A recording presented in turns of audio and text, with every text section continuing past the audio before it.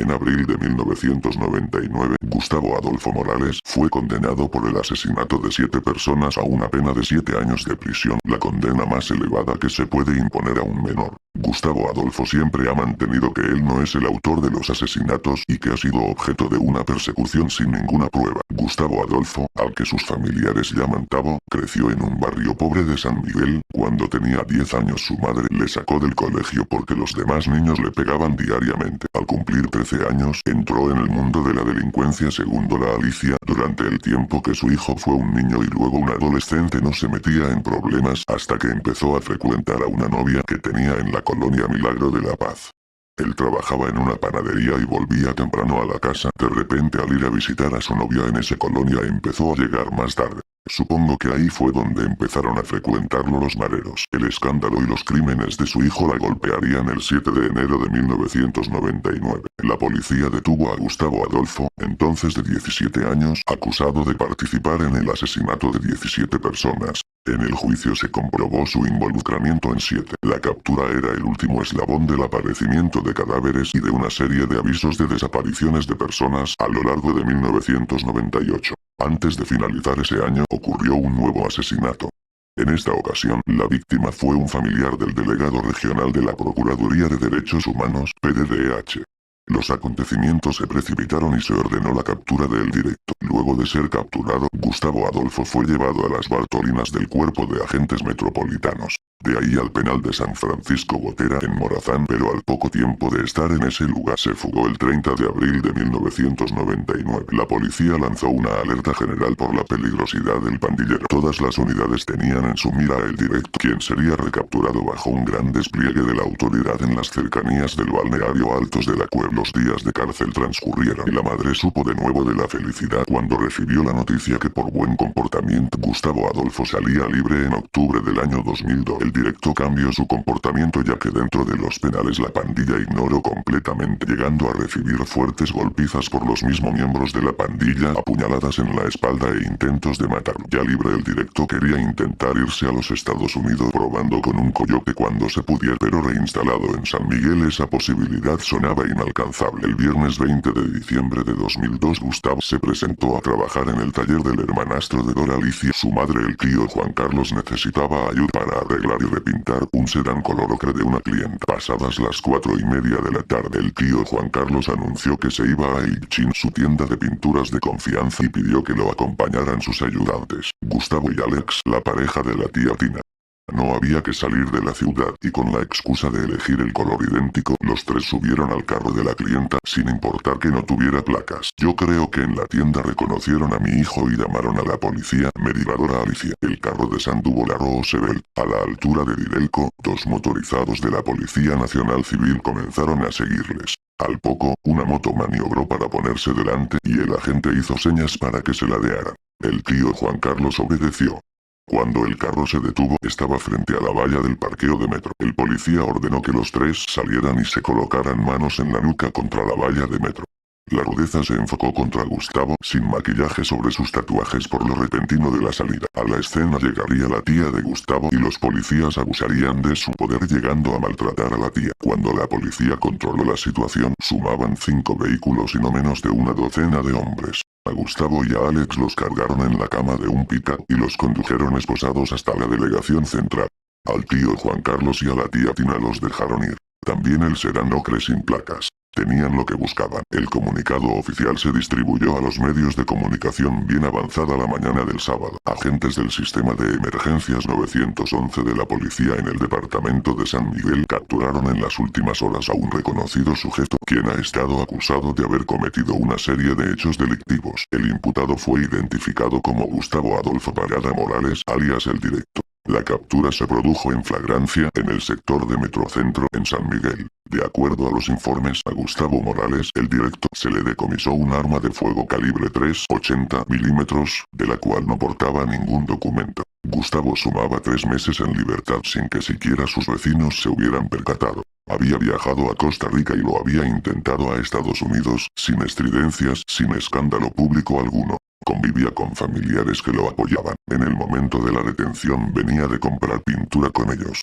Trabajaba como mecánico. Dicen que no tomaba alcohol ni fumaba mota. En el operativo lo descamisaron frente a Metro en el viernes previo a los regalos de Santa Claus y los únicos testigos que presentó la fiscalía fueron los policías que lo detuvieron. Afuera su familia se movió todo lo rápido que el lastre de la pobreza les permitía. La tía Tina abanderó la idea de contratar a un abogado de cierto peso, Saúl Medina Franco, bajo la idea popularizada por Monseñor Romero de que las leyes son como las culebras que solo pican a los que andan descalzo. Una vez que pasaron las semanas suficientes para que los periodistas se olvidaran, Medina Franco consiguió que el juez cambiara la detención provisional por libertad con medida sustitutiva con una fianza de $5.000. Seguía viviendo en Estados Unidos, pero la abuela Juana resultó por enésima vez la tabla de salvación. Hipotecó la pequeña casa recién adquirida en San Miguel y que estaba pagando a costa de deslomarse en pequeñas cuotas. A la espera de conocer la fecha del juicio y marcado a fuego por un trimestre infernal, Gustavo sintió el 19 de marzo por última vez en su vida la incomparable sensación de salir libre de una cárcel, libre pero resentido por su encarcelamiento. Cuando recuperó la libertad, volvió a refugiarse en casa de una de las primas de Dora Alicia, donde permaneció hasta que no aguantó más. Algo había cambiado en él para que ahora juzgara intolerable lo que antes sí toleraba. Mi tía me tenía encerrado, era como estar preso, solo que en una casa. A los días aquello no me gustó y me fui a la España con mi mamá y mis hermanas. A Gustavo le salvó de la locura el maquillaje que Vanessa le enviaba desde Estados Unidos. Era la única manera de pasar desapercibido en las calles de San Miguel, con la excusa perfecta de que tenía que firmar en el juzgado un día sí y otro, y confiado en que en la España la presencia de pandillas era imperceptible, comenzó a salir más, a fumar marihuana y a tomarse alguna que otra cerveza. Quizá pensó que no merecía la pena resignarse al estilo de vida monacal. Después de todo, vivir enclaustrado no había evitado que terminara encarcelado. No se aló, pero bajó la guardia. A la casa de Dora Alicia llegaba un joven llamado Omar Coreas, era hijo de una de las amigas de Dora Alicia. Se llevaban 4 años de diferencia y a pesar de eso los dos se hicieron buenos amigos. Omar estudiaba en Centro Escolar Abdón Corder, cerca del Museo Regional de Oriente y no muy lejos de la España, y Gustavo lo iba a buscar. Ahí fue que conoció a la hermana de Omar, a la cual Gustavo se sintió atraído. Entre halagos y cortejos pasaron la semana en la carrera por ganarse a Rosa, de portada activo de La Mirada, Locos y vecino de la Presita. Juan Alexander Ramírez Álvarez, a Lil Dreamer, casi un treintañero, era uno de los vagos que con frecuencia llegaba a vigilar a las cípotas de la Abdón Cordero.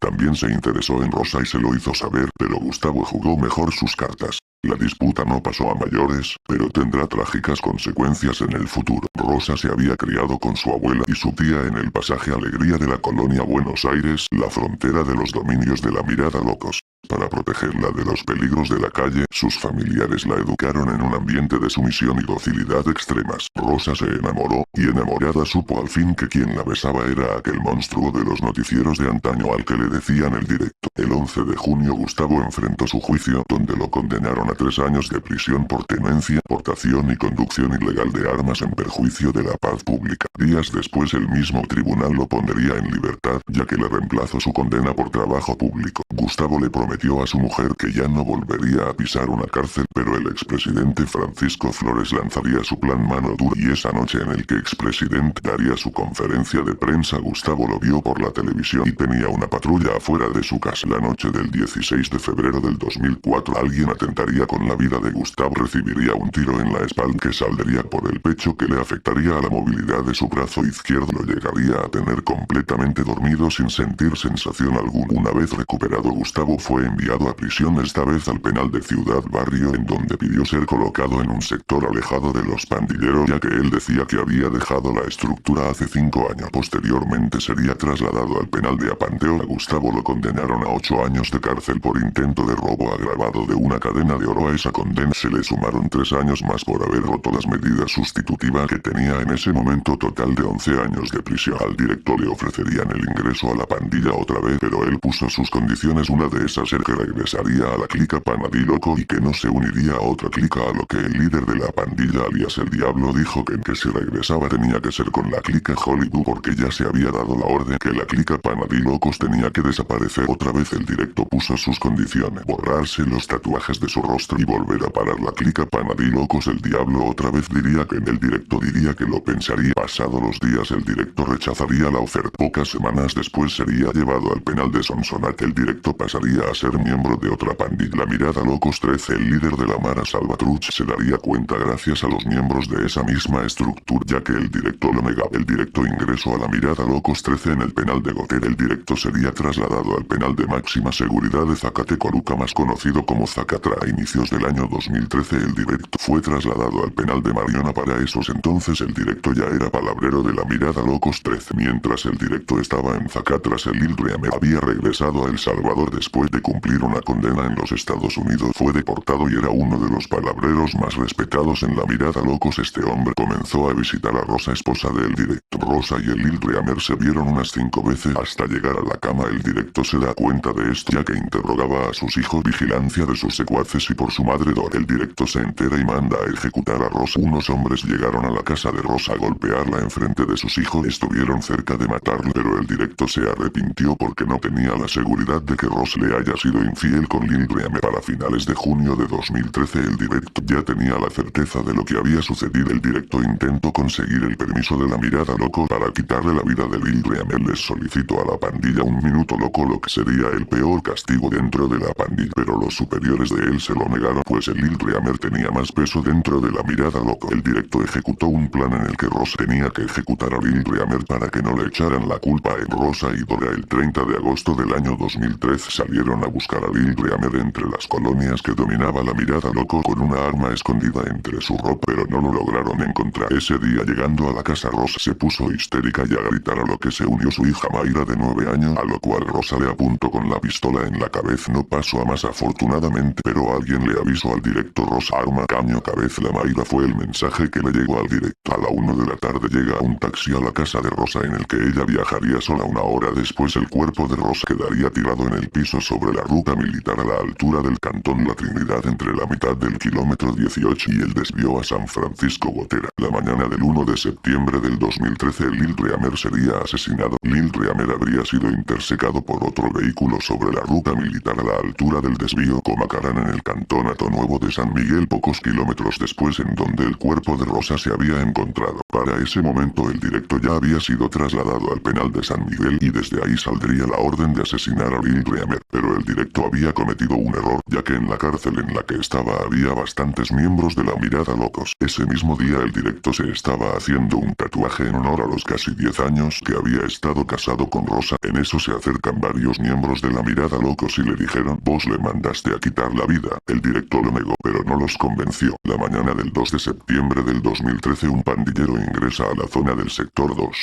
lugar donde se encontraba el directo. Le avisa al directo que estaban reunidos en el sector 1 por el área de los baños y que fuera porque necesitaban hablar con él. El directo se acercó e ingresó al lugar y saludó a todos. La decisión estaba tomada: asesinar al directo. Lo tomaron por los brazos, quedando expuesto su pecho, en donde le hicieron 69 heridas punzocortantes. Arrastraron el cuerpo a un sector conocido como el Redondel. Ese sería el fin del directo.